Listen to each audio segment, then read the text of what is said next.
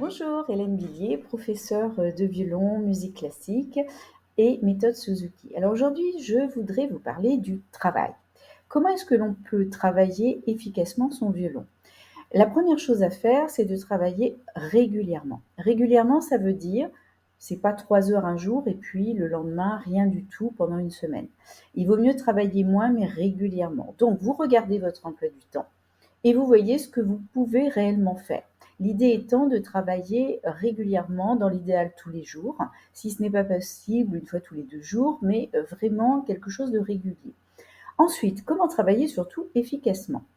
La plupart des élèves cloisonnent, c'est-à-dire ils séparent d'un côté la technique et de l'autre le morceau qu'ils ont à travailler. Alors c'est vrai qu'à un certain moment, on travaille les exercices de technique et ensuite on travaille le morceau. Mais quand vous travaillez un morceau, en fait, réutilisez vos exercices de technique et adaptez-les à votre morceau. Ça veut dire quoi? Ça veut dire que dans votre morceau, vous allez avoir des passages plus ou moins difficiles. Les passages qui vous posent problème, eh bien, vous allez les aborder de façon très méthodique, comme un exercice technique. Donc, vous allez réutiliser les exercices intermédiaires que vous faites lorsque vous travaillez un exercice technique de la main droite ou de la main gauche. Vous allez refaire la même progression et vous l'adaptez à votre morceau. Vous avez un passage en double croche dans le morceau. Vous savez qu'à un moment donné, il va falloir tenir le rythme, le tempo.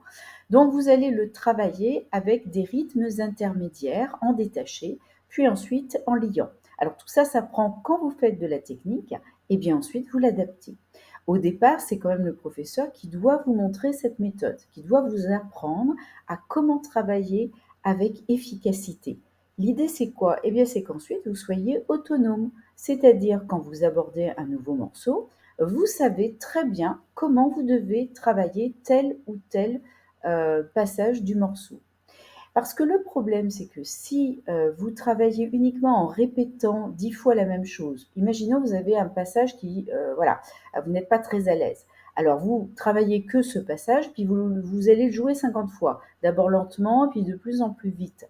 Mais c'est pas comme ça qu'on travaille. C'est un faux bon travail. Voilà.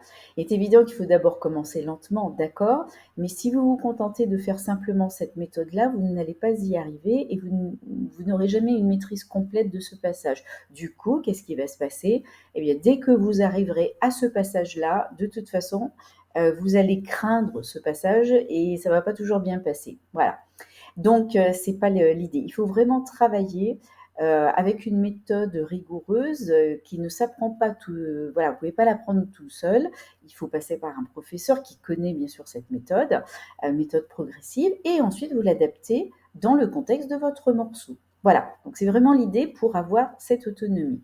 Donc en fait, les passages difficiles qui devraient poser problème, eh bien, vous choisissez la solution et vous l'adaptez. Voilà, c'était Hélène Billier. À très bientôt, j'espère.